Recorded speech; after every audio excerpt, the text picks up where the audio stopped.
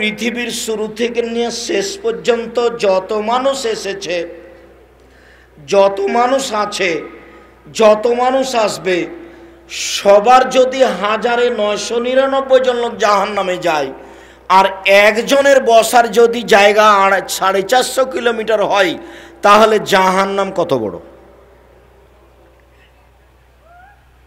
সম্মানিত উপস্থিতি, প্রশংসা আল্লাহর জন্য, শান্তি অবতীর্ণ হোক আল্লাহর রাসূলের উপর সাল্লাল্লাহু আলাইহি ওয়াসাল্লাম।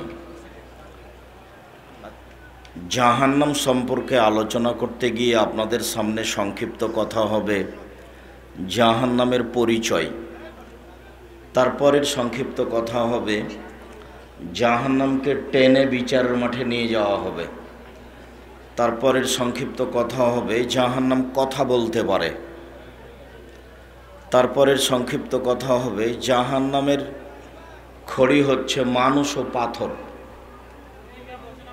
তারপরের সংক্ষিপ্ত কথা হবে জাহান্নামীদেরকে বেঁধে টেনে হেঁচড়ে জাহান্নামে নিয়ে যাওয়া হবে। তারপরের সংক্ষিপ্ত কথা হবে জাহান্নামের কিছু ভয়াবহ শাস্তি। দীর্ঘ সময় ধরে বক্তব্য শুনছেন, মাঠ ভরা মানুষ বসে আছেন, আলহামদুলিল্লাহ। শুকরিয়া আদায় করি আপনাদের, দোয়া করি আপনাদের জন্য আল্লাহ যেন এর একটা উত্তম বিনিময় দান করেন, আল্লাহুম্মা আমিন। আপনাদের চলাচল কথাবার্তা বন্ধ করে, দোকানপাট ক্রয় বিক্রয় লেনদেন বন্ধ করে যে যেখানে আছেন সামনে এসে বসে আলোচনা শোনার চেষ্টা করুন। দয়া করে দাঁড়িয়ে থেকে পরিবেশ নষ্ট করবেন না। আর বহুদিন আগের কথা আপনার জানা আছে যে আল্লাহ রসুল কথা বললে সাহাবীগণকে বসতে বলতেন। মর্মে আপনাকে বসতে বলার জন্য অনুরোধ করা হচ্ছে। অনুরোধ রক্ষা করার চেষ্টা করবেন আমার কথা বুঝতে পারলে। যদি সম্ভব না হয় তাহলে বিষয়টি আপনার। আপনি এখানে দাঁড়িয়ে থেকে পরিবেশ নষ্ট করবেন না, হয় বসবেন না হয় স্থান ত্যাগ করবেন। সম্মানিত দিনী ভাই বোন, সম্মানিত দিনী ভাই বোন, কবর যত কঠিন, কিয়ামত তার চেয়ে অনেক বেশি কঠিন। কিয়ামত যত কঠিন, জাহান্নাম তার চেয়ে অনেক অনেক অনেক বেশি কঠিন। তিনি কবর এবং জাহান্নাম দুইটা থেকে একসাথে বাঁচতে চাইতেন। তবে তিনি বলেন, কিয়ামতের বিবরণ দেখতে দেখতে আমার মাথার চুল পেকে গেল। কেউ যদি বাস্তব কিয়ামতের মাঠ দেখতে চায় দুনিয়াতে, তাহলে সে যেন সূরা কুব্বেরাত, সূরা ইনফিতার, সূরা ইনশিকাক পড়ে। আল্লাহর হস্তে আমরা পড়তেও জানি না, পড়লে বুঝতেও পারি না। আর বক্তৃতার জগৎ এমন জগৎ যে মূর্খ মানুষ দিয়ে চলে, পড়াশোনা করা লাগে না। এটা আমি দীর্ঘ 31 বছর থেকে দেখছি। 90 সালে আমি মাঠে এসেছি, তখনও যারা মাঠে ছিলেন দুই একজন বলা যায় না একেবারেই না জানা মানুষ। আজও প্রায় কাছাকাছি ওইরকমই আমি দেখছি। তবে আমি বলতে কম করিনি যে আল্লাহর নবী বললেন, উনজুরু আম্মান তাখুজুনা দীনাকুম, তোমরা যাদের কাছে দিন নিচ্ছ তাদের দেখো। তাদের কি দেখবেন? তাদের রূপ চেহারা দেখবেন? তো কি দেখতে বললেন আল্লাহর নবী? তাদের কর্ম, তাদের আমল, তাদের বিদ্যা, তাদের পারিবারিক অবস্থা। হাদিস গ্রহণের ক্ষেত্রে একটা কথা আছে, খেলাফুল মরুয়াত, ভদ্রতা বিরোধী কাজ। কেউ যদি ভদ্রতা বিরোধী কাজ করে তাহলে তার হাদিস গ্রহণ হবে না। সেটা কেমন হতে পারে? দোকানে বসে আড্ডা পিটা, অপ্রয়োজনীয় কথা বলা, এটাই হলো ভদ্রতা বিরোধী কাজ। এমন কাজ করে যে তার হাদিস গ্রহণ হবে না। তাহলে আমরা যারা দাড়ি ছোট করি, চেঁচে ফেলি, বউ পর্দায় থাকে না, মেয়ে স্কুল কলেজ বিশ্ববিদ্যালয়ে পড়ে, হুজুর মানুষ, কথার ঠিক ঠিকানা নেই, চুক্তি করে টাকা নিতে হয়, অগ্রিম নিতে হয়, তারপরে নানান ভান থাকে, কত কি হিসাব নিকাশ, কোথায় আছে ও কুমিল্লায় আর বলছে আমি প্রায় চিটাগাং পৌঁছে গেছি। তার মানে আমি তো অবাক, আমার জীবনে এভাবে দেখতেই থাকলাম আমি। এমন মানুষের যদি বক্তব্য আমরা শুনি তাহলে হুজুরের কি হবে, আমাদের কি হবে? আমার ভিতরে একটা সবসময় কাজ করে, অন্তত ধর্মের নামে আমি জাতিকে ফাঁকি দিইনি কোনোদিন, এইটা আমার ভিতরে কাজ করে। আর একটা ভিতরে কাজ করে, আমি দীর্ঘ 31 বছর ধরে আলোচনায় আছি, মানুষকে আমি ধর্মের নামে চাপ দিয়ে এত টাকা দিতে হবে, পথ খরচ দিতে হবে, এরকম কিছু কোনোদিন বলিনি। যার কারণেই ওইভাবে বলে থাকি। কেউ যদি কোনোদিন প্রমাণ দিতে পারে যে আব্দুর রাজ্জাক সাহেব আমার কাছে পাথেয় পথ খরচ চেয়েছিল, দীর্ঘ 31 বছরের যদি কোনোদিন প্রমাণ হয়, তাহলে আমি জাতির সামনে কথা বলবো না। এটা আমার আপনার সামনেকার কথা নয়, প্রায় দিনই বলছি। কেউ আমাকে বলেও না যে আপনি তো একদিন আমার কাছে টাকা পাথেয় চেয়েছিলেন। আমি এখান থেকে রাজশাহী যাব, রাজশাহী থেকে কুমিল্লা আসব, খাওয়ার জন্য লাইন রেডি করতে হবে, টাঙ্গাইলে খাওয়ার ব্যবস্থা, তারপর আপনার ঢাকায় খাওয়ার ব্যবস্থা, আগে বলে দেওয়া লাগে না। মানুষ রিং দিয়ে বলছে, তারপরে আমার হয় না। কয়েকদিন আগে 14 গ্রাম না কোথায় যেন না, কুমিল্লা পার হলেই চিটাগাং মুখে, নাম আমার মনে নাই, অনুরোধ করে জানাচ্ছে এই লাইন দিয়ে পার হলে আপনি আমার হোটেলে উঠবেন, একটু কিছু খাবেন, না হলে এক কাপ চা খাবেন, আমার বিনীত অনুরোধ। প্রয়োজন আমি মনে করিনি। আমি আল্লাহর নেয়ামত পৃথিবীতে অনেক ভোগ করছি বলে আমার মনে হচ্ছে।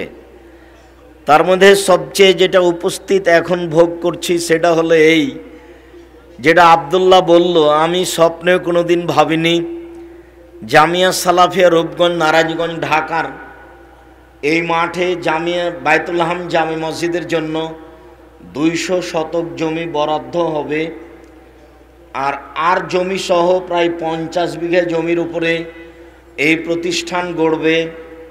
প্রায় যেখানে প্রায় 1 কিলোমিটারের কাছাকাছি অল্প জায়গায় বালু ভরাট করা হবে, তাতে প্রায় 500 শতক হতে পারে, 500-600 শতক হতে পারে। তো এইটার জন্য মাঝে মধ্যে সিজদা করে শুকরিয়া আদায় করি যে আমার মতো নিঃস্ব অসহায় মানুষকে এইভাবে তুমি অনেক কিছু দিয়েছো, কোনো চালাকি করা লাগে না, কোনো বৈঠক করা লাগে না, কাউকে কিছু বলা লাগে না, পরিকল্পনা করা লাগে না, এমনিতেই যে অটোমেটিক মেশিন যেমন অটোমেটিক হতে থাকে। আর এক শ্রেণীর মানুষ তাকে খুঁচিয়ে বিরোধিতা করার চেষ্টা করে, তারা আবার খুব কাছের মানুষ, তারাও জানে যে কৌশলে এগুলো হয় না, অতএব আমি যদি কৌশল করি তাহলে টিকবে না, তারপরেও তাকে করা লাগছে। তো আপনাদেরকে যত ক্ষতিগ্রস্ত দেখি, মৌলানা সাহেবকে তার চেয়ে বেশি আমি ক্ষতিগ্রস্ত দেখি। এত বিপদ ডেকে নেওয়া স্যার তার কি প্রয়োজন আমি নিজেও বুঝি না। আমার জীবনে আমাকে কোনোদিন কারো বিরুদ্ধে একটা বাক্য বলা লাগেনি, না বক্তৃতার জগতে, না এমনিতেই চলছি। যখন যেটা পেয়েছি তার চেয়ে আর একটা বড় রেডি হয়ে আছে। কিভাবে হচ্ছে সেটা আমি নিজেও জানি না। এতদিন মাসে বেতন লাগছিল 20 লক্ষ, জানুয়ারি থেকে প্রায় বেতন লাগবে 22 থেকে 23 লক্ষ। এক মাসের বেতন আমাকে যদি সংগ্রহ করতে বলা হয় তাহলে আমার বাকি জীবন কাজ করা লাগবে। মরা পর্যন্ত আরো যতদিন বাঁচবো এতদিন আমি যদি উপার্জন করি তো এক মাসের বেতন আমি করতে পারবো না। লক্ষ লক্ষ টাকা শিক্ষক শিক্ষিকাদের বেতন, হাজার হাজার ছাত্র ছাত্রী, কোটি কোটি টাকার জমি জায়গা, এভাবে হচ্ছে। আমি আপনাদের কাছে যেটা দুয়ার দাবি রেখেছি সেটা হলো এই, আল্লাহ তুমি আব্দুর রাজ্জাক সাহেবের কথাটা কবুল করো, তুমি জামিয়া সালাফিকে কবুল করো, এইটা আমার দাবি। টাকার কথাটা আগে নয়, টাকা আপনি দিলেও হবে না দিলেও ইনশাআল্লাহ। আপনি না দিয়ে ফাঁকে পড়েন এটা আমি চাইনি। আর এই যে বাক্যটা বলছি এটা আমার কৌশল নয়, এই বাক্যের সাথে যেটা আমি বলেছি সেটা হলো এই যে আমার দৃঢ়তা কাজ করে যে পতিতালয়ের মহিলা যদি কুকুরকে পানি পান করিয়া জান্নাত যেতে পারে, জামিয়া সালাফি 10টা টাকা দান করলে এর বিনিময়ে জান্নাত হবে ইনশাআল্লাহ। কেননা কোনো একটা কাজে স্বার্থপরতা নেই, কোনো একটা কাজে, না জমি কিনাতে, না ঘর বাড়ি নির্মাণ করাতে, না ছেলে মেয়ে নিয়ে আসাতে, না শিক্ষক নিয়োগ করাতে, কোনো জায়গাতে মিটিং বৈঠক কলা কৌশল পরিকল্পনা হিসাব নিকাশ কিচ্ছু নাই, এমনিতেই চলছে, সব এমনিতেই। এবং কোনো প্রকার সমস্যা আমি তেমন বুঝতে পারি না। মানুষ খুব চেষ্টা করছে ক্ষতি করার, এইটা আমি আঁচ করতে পারি, কিন্তু পাল্টা তার ক্ষতি করার মতো আমার কাছে কোনো ক্ষমতা নেই। না আছে আমার বংশীয় ক্ষমতা, না আছে আমার সাংগঠনিক ক্ষমতা, না আছে আমার দলীয় ক্ষমতা, না আছে আমার আর্থিক ক্ষমতা, টাকা পয়সাও নেই, কিছুই নেই, নিঃস্ব ফকির মানুষ।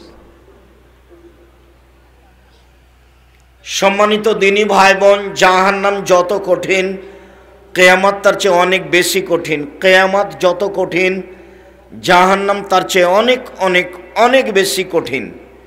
তিনি জাহান্নাম থেকে বাঁচতে চাইতেন, কবর থেকে বাঁচতে চাইতেন, তবে কিয়ামতের কথার ভয়াবহতা বলতে গিয়ে তিনি বলেছেন, কেউ যদি বাস্তব কিয়ামতের মাঠকে দেখতে চায় তাহলে তাকে সূরা কুব্বেরাত, ইনফিতার, ইনশিকাক পড়তে হবে। পড়তেও পারি না, পড়তে পারলে বুঝতেও পারি না, বোঝার চেষ্টাও করি না। যারা কামেল ফাজেল পাস করেছে, চাকরি পেয়েছে, মাসে বেতন পায়, ছেলে মেয়ে নিয়ে খায়, দিন কাটায়, তার নাম মাওলানা।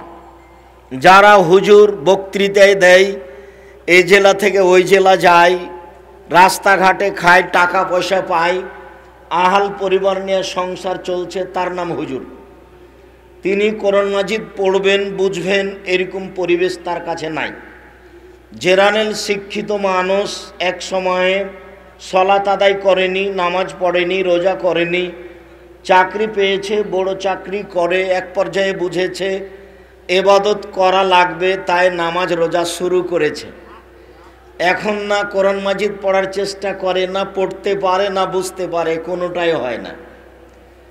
আবার কোন হুজুর বলেছেন তরজমা না বুঝতে পারলে পড়া গুনাহ হবে। আবার যিনি বলেছেন তিনিও বুঝেন না। যে বলেছে যে কোরআন মাজিদ না বুঝা পড়া যাবে না, তিনি কিন্তু বুঝেন না। মানে কোরআন মাজিদ আমি বুঝে পড়ছি এরকম সাহস বড় বড় বিদ্বান যারা মুফাসসির তারাও করতে পারেনি। উনি কিভাবে এই কথা বললেন?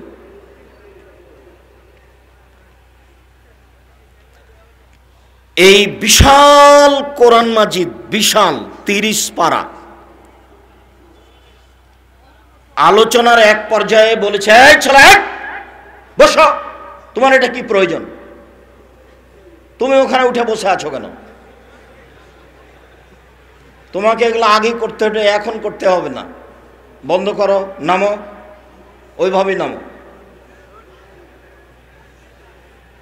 দয়া করে কেউ কথা বলবেন না, আমি আপনাকে অনেক ভালোবাসি। পরিবেশ একটু 19-20 বুঝতে পারলে আপনাকে আমি দায়ী করব। আমি কোরআন হাদিসের কথা বলবো, আপনি দাঁড়িয়ে আর একজনের সাথে গল্প করবেন, এত বড় অপছন্দ, নোংরামি, ফাইজলামি আমি পছন্দ করি না। আমি কোনোদিন অপ্রয়োজনীয় বাক্য বলি না। দীর্ঘ 31 বছরে কোনোদিন অপ্রয়োজনীয় বাক্য বলে থাকলে বক্তব্য দেব না। দীর্ঘ 31 বছরে কোনোদিন কেচ্ছা কাহিনী বলে থাকলে বক্তব্য দেব না।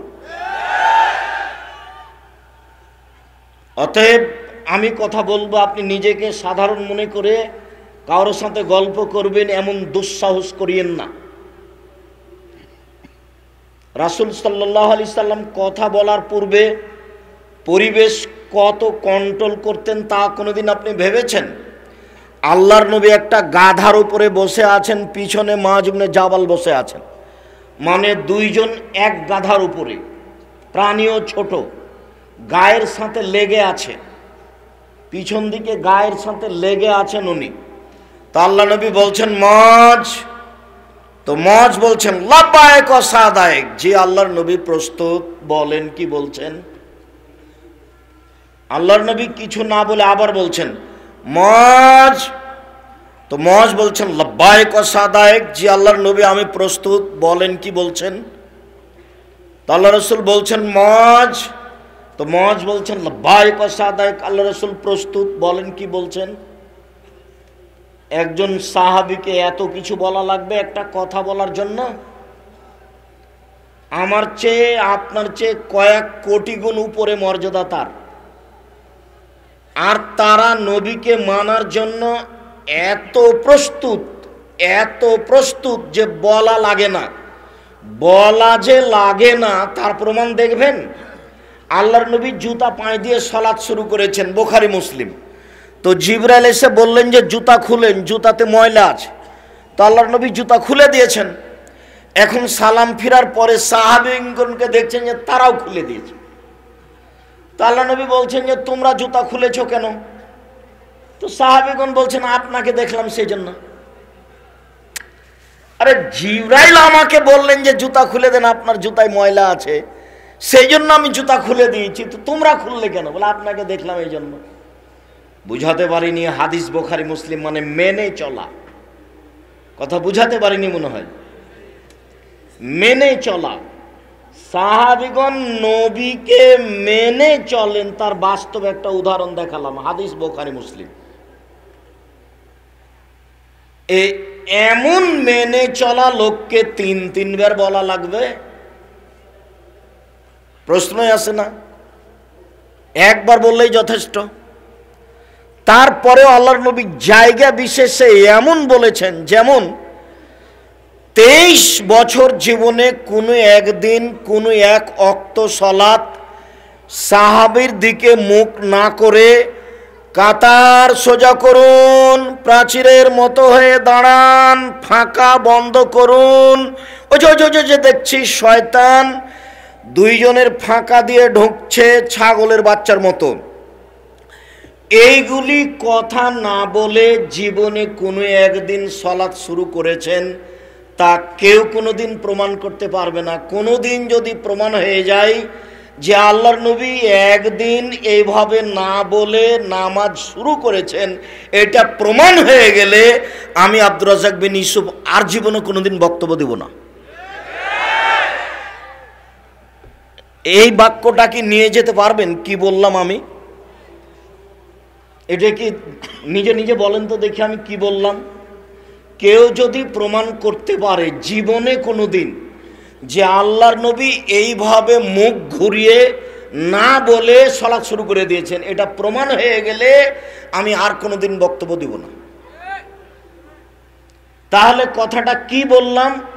যে প্রত্যেক নামাজের সময়, সালাতের সময় সাহাবীগণের মুখামুখি হয়ে কাতার সোজা করুন, প্রাচীরের মতো হয়ে ফাঁকা বন্ধ করে দাঁড়ান, এই কথা বলার পরে সালাত শুরু করতেন না। বুঝাতে পারলাম না মনে হয়। আপনি যান কুমিল্লা শহরে, যেখানে সেখানে যান, একামাত শুরু হয়েছে তখনও পাগড়ি পেঁচাচ্ছে, যেমন একামাতের শেষে তেমন আল্লাহ আকবার। জীবনে আপনি তাকে কোনোদিন দেখবেন না যে মুখামুখি হয়ে বলছেন যে কাতার সোজা করুন, ওর জীবনে কোনোদিন ঘটেনি, ওই দিকে মুখ করে আছে, কেবলার দিকে। আর আমি বললাম জীবনে কোনো একদিন যদি আল্লাহর নবী মুখামুখি না হয়ে এই কথা না বলে সালাত শুরু করে দিয়েছেন, একদিন যদি আপনার ইমামের মতো হ্যাঁ নামাজ শুরু করে দিয়েছেন, এটা প্রমাণ হয়ে যায়, আমি আব্দুর রাজ্জাক বিন ইউসুফ আর জিন্দেগিতে কোনোদিন বক্তব্য দিব না। সারা পৃথিবীবাসীর সাথে চ্যালেঞ্জ করলাম। 3 ফুট দূরে তো বহু দূরের কথা, সারা পৃথিবীর মানুষ যদি 3 ফুট দূরে দাঁড়ায় তবুও তা জায়েজ হবে না, বৈধ হওয়ার কোনো পথ নেই। 3 ফুট দূরে দাঁড়ানো যদি বৈধ করতে হয়, মুহাম্মদ সাল্লাল্লাহু আলাইহি সাল্লামকে আবার পৃথিবীতে আসতে হবে, এসে বলতে হবে পৃথিবীবাসী, আমি মুহাম্মদ সাল্লাল্লাহু আলাইহি সাল্লাম ঘোষণা দিলাম এখন আপনারা 3 ফুট পর পর দাঁড়াতে পারেন। যেহেতু তিনি আর কোনোদিন আসবেন না, কিয়ামত পর্যন্ত এর বৈধতাও কোনোদিন হবে না। কাবা ঘরে যদি আজ থেকে আর কিয়ামত পর্যন্ত কোনোদিন পাশাপাশি না দাঁড়াই তবুও বৈধ হবে না। বৈধ করতে হলে আবার কাকে আসতে হবে? মুহাম্মদ সাল্লাল্লাহু আলাইহি সাল্লামকে আসতে হবে। এর নাম ইবাদত। ইবাদতের নাম তৌকিফি, জুঁকে তু যা আছে তাই। এর পরিবর্তন ঘটানোর ক্ষমতা মানুষের হাতে নেই। বুঝাতে পারলাম না? এর পরিবর্তন ঘটানোর ক্ষমতা মানুষের হাতে নেই, পৃথিবীর কোনো মানুষের হাতে নেই। ওনাকে আবার আসতে হবে, তাহলে বলতে হবে, যেহেতু আসবেন না আর পরিবর্তনও হবে না। এর নাম ইবাদত। ইবাদত মানে তৌকিফি, মানে যা আছে তাই, জুঁকে তু যা আছে তাই। আল্লাহ জাহান্নামের পরিচয়ে বলেন, ফাআম্মা মান খাফফাত মাওয়াজিনুহু ফাউম্মুহু হাবিয়া। পৃথিবীর মানুষ মনে রেখো, কিয়ামতের মাঠে যার নেকির পাল্লা হালকা হবে তার থাকার জায়গা হবে অতীব গভীর গহ্বর হাবিয়া।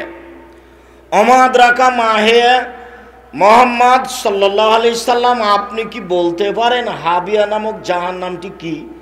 জাহান্নামের পরিচয় চলছে। আপনার কি জানা আছে হাবিয়া নামক জাহান্নামের পরিচয়?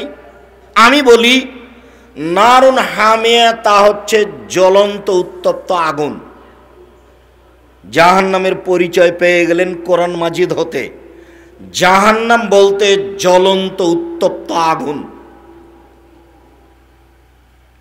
মহান আল্লাহ বলেন, খাল্লা লা ইউমবাদান্না ফিল হুতামা, কখনো নহে, অবশ্যই অবশ্যই তাকে চূর্ণ বিচূর্ণকারী হোতামা নামক জাহান্নামে নিক্ষেপ করা হবে। অমাদ্রাকা মাল হোতামা, মুহাম্মদ সাল্লাল্লাহু আলাইহি সাল্লাম আপনি বলতে পারেন কি হোতামা নামক জাহান্নামটি কি? তার পরিচয় কি আপনার জানা আছে? আমি বলি নারুল্লাহিল মুকাদা, তা হচ্ছে জ্বলন্ত উত্তপ্ত আগুন। একই উত্তর। সাউসলিহে সাকার, অচিরে আমি তাকে সাকার নামক জাহান্নামে নিক্ষেপ করব। অমাদ্রাকা মা সাকার, মুহাম্মদ সাল্লাল্লাহু আলাইহি সাল্লাম আপনি কি বলতে পারেন সাকার নামক জাহান্নামটি কি? আপনার কি সাকার নামক জাহান্নামের পরিচয় জানা আছে? আমি বলি লা তুবকি ওয়ালা তাদার, সাকার এমন একটি জাহান্নাম যা মানুষকে ছাড়বেও না, যা মানুষকে মারবেও না। এই কথাটাই আল্লাহ আর এক জায়গাতে বলেছেন, লা ইয়ামুতু ফিহা ওয়ালা ইয়াহইয়া, জাহান্নামে মানুষ মরবেও না, জাহান্নামে মানুষ বাঁচবেও না। এটা কি হলো তাহলে? তার নাম জাহান্নাম। কোনোদিন 2-1 মিনিট ভেবে দেখেছেন? কান্নাকাটি করা দরকার। সময় বের করা দরকার। আত্মীয় স্বজন চলে গেছে, আমিও সিরিয়ালে এসেছি, এত আপনাকে বেয়াড়া হয়ে চলার কি প্রয়োজন? একটা দিনই বৈঠকে এসে বাহিরে দাঁড়িয়ে গল্প করার কি প্রয়োজন? একটু ধৈর্য হয় না কেন? কেন এর সাথে গল্প করেন? কেন দোকানে আড্ডা পিটেন? সারা রাত কি এই বক্তব্য চলবে? আমি চলে যাওয়ার পরে আবার যদি 10টা কথা শোনার চেষ্টা করেন তাহলে তা সহজ নয়। আবার একটা দিন বের করা সহজ নয়। একটা দিন কিছু সময়কে মূল্যায়ন করতে আপনার এত ভারী লাগলো কেন? কেন আপনি এসে চলে গেলেন? আপনার মা চাচি এসে কেন চলে গেল? আমি তো এসেছি এই কথা জানেন। আপনি কি বুঝাতে চাইলেন আমাকে? কেন আপনি চলে যাবেন? কি পেয়েছেন? আপনি কি মনে করেন? আপনি জানেনই বা কি আর বুঝেনি বা কি? কোনটার বিষয়ে কিসের ভিত্তিতে আপনি চলে গেলেন? আর গ্রামের লোকজন আত্মীয় স্বজন নিয়ে এত ব্যস্ত কেন? বউ বেটি নিয়ে, শালিকাকে নিয়ে, ভাবিকে নিয়ে এত ব্যস্ত কেন? আপনাকে আমি বলিনি বিচারের মাঠ বড় কঠিন। যেদিন আল্লাহর সাথে কথোপকথন হবে, দোভাষী থাকবে না, ফায়ানজুরু আইমান মিনহু, তখন সে তার ডান দিকে লক্ষ্য করবে, ফায়ারা মা কাদ্দামা মিন আমালিহি, পুরো জীবনের কর্ম সব ডান দিকে দেখতে পাবে, টপ টপ টপ টপ করে সব চলে আসছে, সব দেখতে পাবে পুরো জীবনের কর্ম। আবার যখন বাম দিকে লক্ষ্য করব, ফায়ারা মা কাদ্দামা মিন আমালিহি, পুরো জীবনে একবারে দেখতে পাবে বাম দিকে, যা দেখবে ডান দিকে তা দেখবে বাম দিকে, একই দৃশ্য পুরো জীবন। ছাত্র জীবনে, শিক্ষা জীবনে, বন্ধু বান্ধব নিয়ে, বান্ধবী নিয়ে, মোবাইল নিয়ে যত কিছু দৃশ্য ঘটেছে ও করেছেন সব দেখতে পাবেন দুই দিকে। আপনি সাধারণ মনে করছেন? সামনের দিকে তাকালে আপনি জাহান্নাম দেখতে পাবেন। হাদিস বুখারী মুসলিম। আল্লাহে আল্লাহর কসম, আল্লাহে আল্লাহর কসম, আল্লাহে আল্লাহর কসম, আমি আব্দুর রাজ্জাক বিন ইউসুফ এই হাদিসের অনুবাদ এবং সারমর্ম বলতে সরিষার সমপরিমাণ কমবেশ করিনি। আল্লাহর কসম, আল্লাহে আল্লাহর কসম, আল্লাহে আল্লাহর কসম। হাদিস বুখারী মুসলিম, যা আল্লাহর নবী বলেছেন আমি সেইটুকু বলতে আপনার সামনে সরিষার সমপরিমাণ কমবেশ করিনি, তবে আমি মানুষ।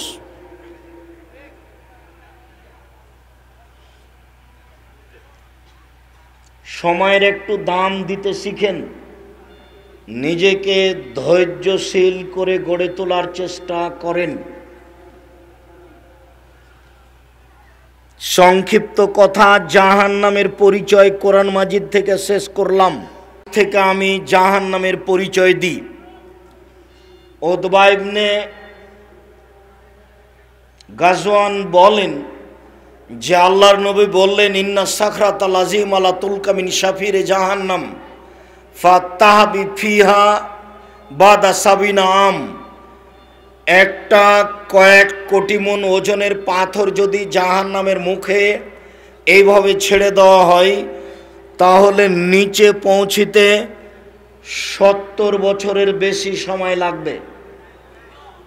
এই বাক্যটাকে আপনি কি মনে করলেন? এটা 1 কোটি মন ওজনের পাথর যদি 1 ঘন্টা যায় কত যেতে পারে? যদি 1 দিন যায় কত যেতে পারে? যদি 1 বছর যায় তাহলে কত যেতে পারে? 70 বছর গেলে কত পথ যেতে পারে? আপনাকে আমি কি দিয়ে বুঝাবো জাহান্নাম কত গভীর? আবার আল্লাহর নবী বলছেন মুনাফিক যে সেই থাকবে জাহান্নামের নিচে, হিন্দু থাকবে, এ কথা আল্লাহর নবী বলেননি, আল্লাহ বলেননি, তবে ও জাহান্নামে যাবে। ইহুদি খ্রিস্টান থাকবে, এ কথা আল্লাহর নবী বলেননি, তবে ও জাহান্নামে যাবে।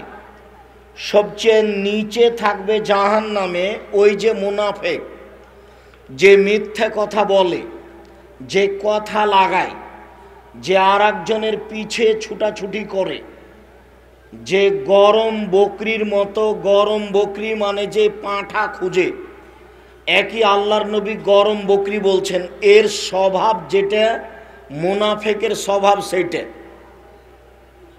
আল্লাহর নবী বলছেন গরম বকরি একবার এই পালে যায় পাঁঠা খোঁজার জন্য, একবার এই পালে যায় পাঁঠা খোঁজার জন্য। হাদিস বুখারী মুসলিম, সরিষা সমমান ত্রুটি নেই।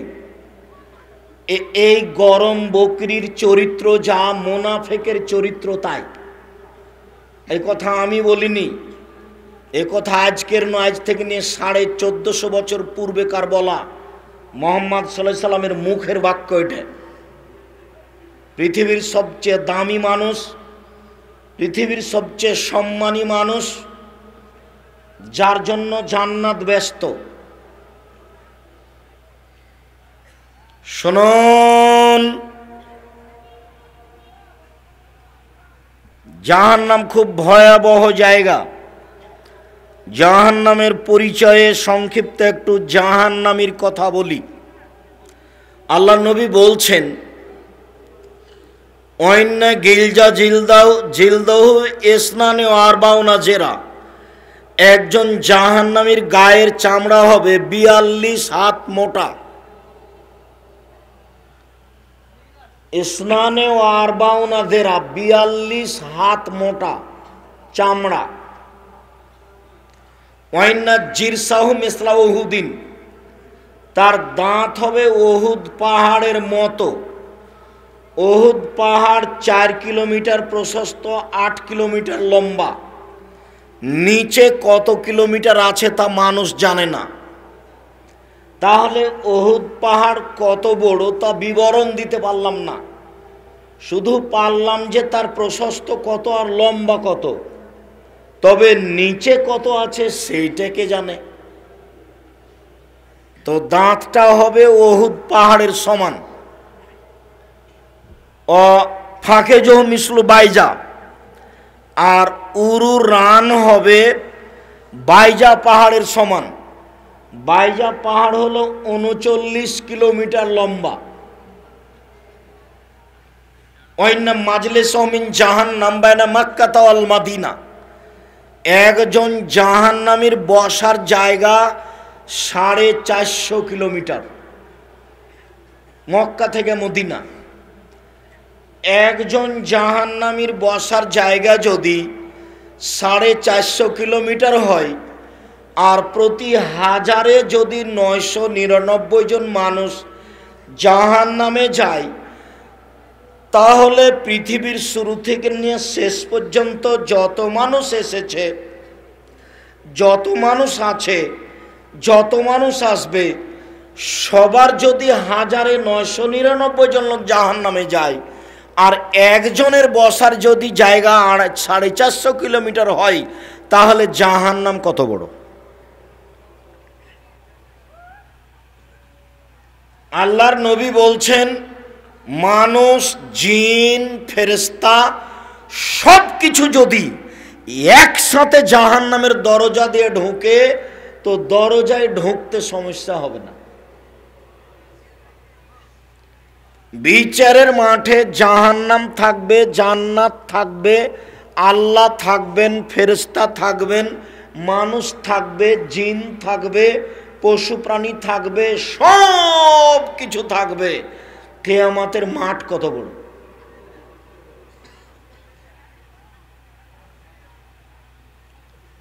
দুই এক মিনিট তো একটু কাজের ফাঁকে চিন্তা করতে হবে, তো করা উচিত। এমন কোন নামাজ, সলাত আল্লাহর নবী আদায় করেননি যেই সলাতের শেষে তিনি বলেননি সালাম ফেরার পূর্বে কথা কবুল হয় বেশি। সালাম ফেরার পূর্বে, সালাম ফেরার পূর্বে দুআয়ে মাসুরার দুইটা অংশ, একটা হলো আল্লাহুম্মা ইন্নী যালামতু নাফসি ফাগফিরলি, আর একটা হলো আল্লাহুম্মা ইন্নী আউযু বিকা মিন আযাবে জাহান্নাম। একবারে এই বাক্য দিয়ে শুরু, আল্লাহ তোমার কাছে আমি জাহান্নামের শাস্তি থেকে বাঁচতে চাচ্ছি। আউযু বিকা মিন আযাবিল কবর, আল্লাহ তোমার কাছে আমি কবরের শাস্তি থেকে বাঁচতে চাচ্ছি। আউযু বিকা মিন ফিতনাতিল মাসিহিদ দাজ্জাল, তোমার কাছে আমি দাজ্জালের বিপদ থেকে বাঁচতে চাচ্ছি।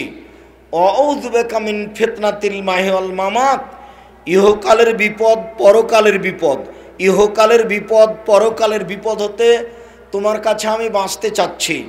আউযু বিকা মিনাল মাআসামি ওয়াল মাগরাম, তোমার কাছে বাঁচতে চাচ্ছি বড় পাপ হতে, তোমার কাছে বাঁচতে চাচ্ছি ঋণ কর্য হতে, তোমার কাছে বাঁচতে চাচ্ছি বড় পাপ হতে, তোমার কাছে বাঁচতে চাচ্ছি ঋণ কর্য হতে। ব্যাংকে ঋণ নিয়ে বাড়ি করবেন না। জানাজা আপনার হয়নি, আপনি যে মারা গেলেন, মারা যাবেন, আপনার জানাজা হবে না।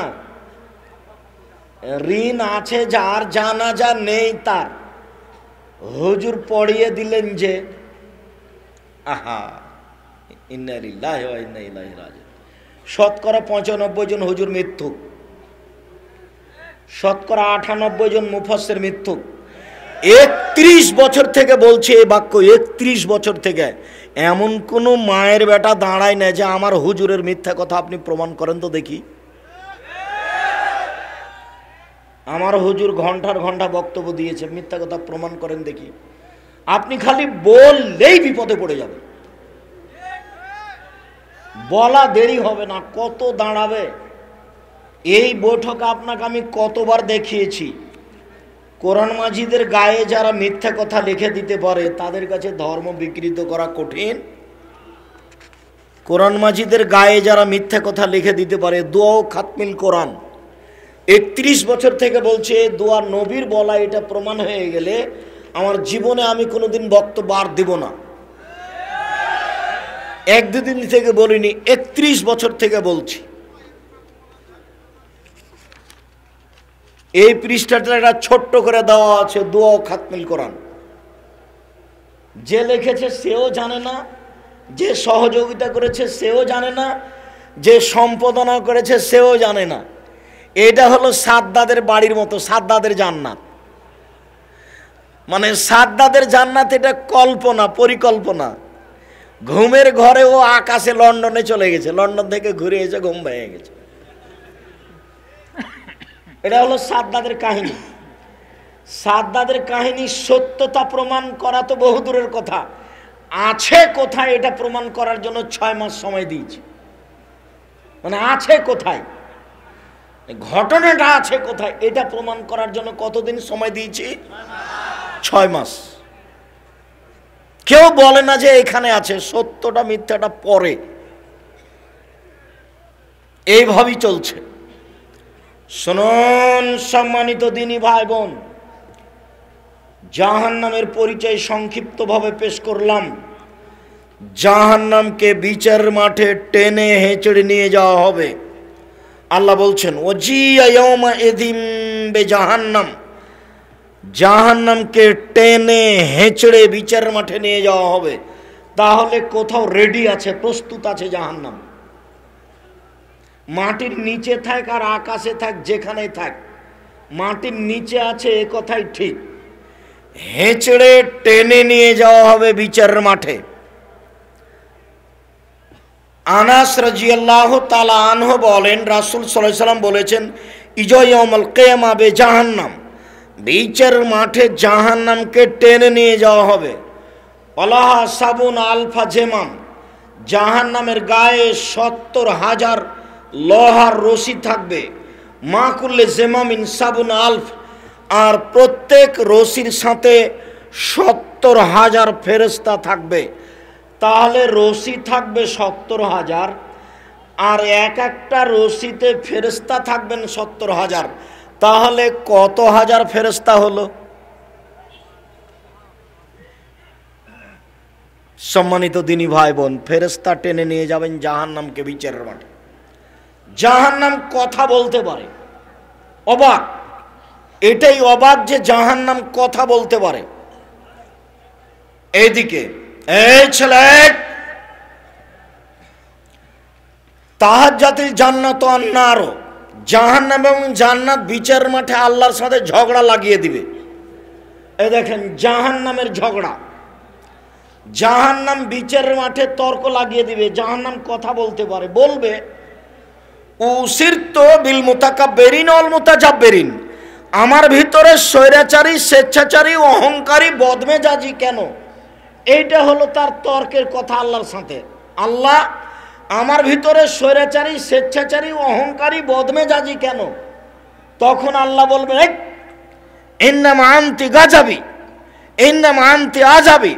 এই জাহান্নাম, তুই আমার রাগ, তুই আমার ক্রোধ, তুই আমার শাস্তি। ওয়াদেবে বেকেমান আশমিন এবাদি, তোকে দিয়ে শাস্তি দিব আমার বান্দার যাকে ইচ্ছে, তোকে দিয়ে শাস্তি দিব আমার বান্দার যাকে ইচ্ছে, তোকে দিয়ে শাস্তি দিব আমার বান্দার যাকে ইচ্ছে। এই জন্য তোর ভিতরে স্বেচ্ছাচারী, অহংকারী, বদমেজাজি যারা, তাদেরকে দিয়েছি। জাহান্নামের কথা। ফাস্তাকাতিন নারা ইলা রাব্বিহা, যখন জাহান্নামকে রেডি করা হলো, প্রস্তুত, তখন জাহান্নাম আল্লাহর কাছে অভিযোগ করলো। অভিযোগ করে বলল, রব্বি ইয়াকুল বাজি বাজান, আমার কিছু অংশকে ধরে খাচ্ছে, এই দিকের আগুন ওই দিকের আগুনকে ঝাপটা মেরে ধরে খাচ্ছে। তা আপনি কি আমার ভিতরের শাস্তি একটু হালকা লাঘব করবেন? ফাওয়াজানা বেনাফসাইহি নাফসাইনে।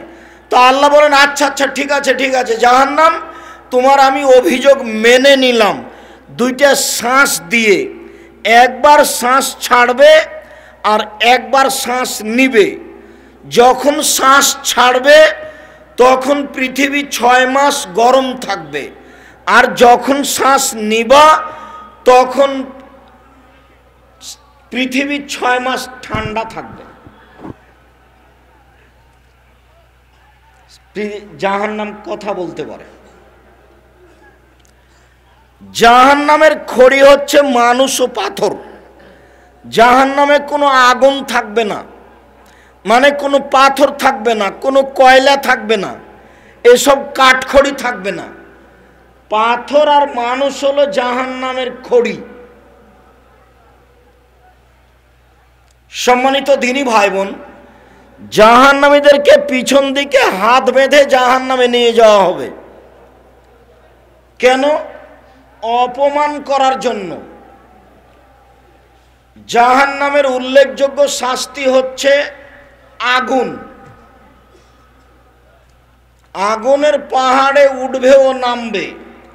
মিনহুম মান তাখুযুন নার ইলা কাবাইহি, কারো কারো জাহান্নামের আগুন হবে টাকনু পর্যন্ত, কারো হাঁটু পর্যন্ত, কারো কোমর পর্যন্ত, কারো নাক পর্যন্ত। জাহান্নামের উল্লেখযোগ্য শাস্তি হচ্ছে জাক্কুম গাছ, কাঁটাযুক্ত গাছ। যেই গাছে কাঁটা আছে, শুধু 1000 বছর ক্ষুধায় খাওয়ার জন্য চাইতে চাইতে যেটা দেওয়া হবে সেটা হলো জাক্কুম গাছ। মুখে দেওয়ার সাথে সাথে গলায় বেঁধে যাবে, না ভিতরে যাবে না বাইরে আসবে। তার নাম হলো মরবেও না বাঁচবেও না। 1000 বছর পানি চাইবে। ফাসুকুমান হামিমা ফাকাতামাহুম, তারপর রক্তপুঁজ মিশ্রিত জ্বলন্ত উত্তপ্ত গরম পানি দেওয়া হবে।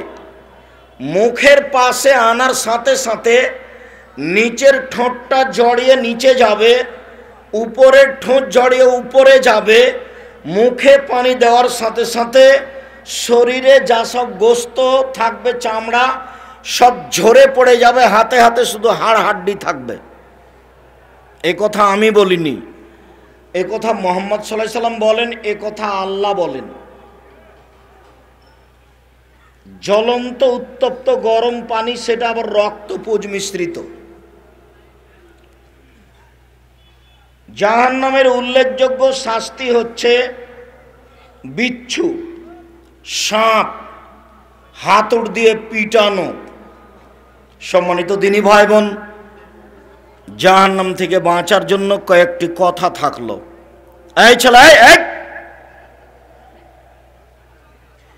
একদিকে এক খেয়ালে চেয়ে থাকেন জাহান্নাম থেকে বাঁচার জন্য কয়েকটি দোয়া। আর যে বই থেকে নকল করছি সেই বইয়ের নাম উপদেশ। জানি না বই পুস্তক কিনছেন কিনা, কিনেন কিনা, সব কাজ আমার ওপর চাপিয়ে দিয়েন না। মাসিকাল ইতেসাম পত্রিকা দীর্ঘ 5 বছর থেকে বের করছি। 1 মাসের পত্রিকা ফতোয়া বোর্ড ছাড়া আমি বের করিনি। 10 জন মুফতি আছে ফতোয়া বোর্ডে, 10 জন মুফতি, যারা এদেশের সবচেয়ে বড় বড় আলেম, যাদের বেতন 30,000 থেকে 35,000 পর্যন্ত, যাদের সম্মানের জন্য ভিন্ন বাবুর্চি আছে। ওই বাবুর্চি অন্য কোনো রান্না করে না, শুধু তাদের জন্য রান্না করে। তাদের নিয়ে আসার জন্য পার্সোনাল গাড়ি আছে, তাদের সম্মানের জন্য পার্সোনাল ড্রাইভার আছে। তারা হচ্ছে মাসিকাল ইতেসাম পত্রিকার মুফতি। 50টা করে প্রশ্নের উত্তর আছে। আমার বলার পরেও যদি আপনার বাড়িতে মাসিকাল ইতেসাম পত্রিকা না থাকে, তাহলে আপনি কতটুকু দুঃখিত, আমি খুব বেশি দুঃখিত। তার মানে আমি এক চুল শ্রম ব্যয় করতে কম করিনি। নিজে মুফতি দিয়ে, বেতন দিয়ে, টাকা দিয়ে।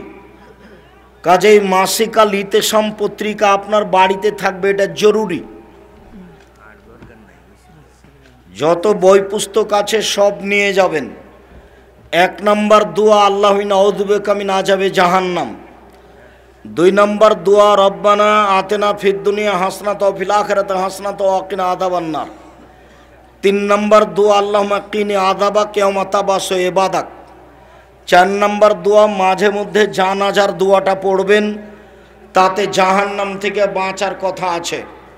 সম্মানিত দিনী ভাই বোন, আমরা রাত গভীর হয়েছে, সন্ধ্যা থেকে আলোচনা শুনছেন মর্মে। আলোচনা আমরা এখানে শেষ করছি।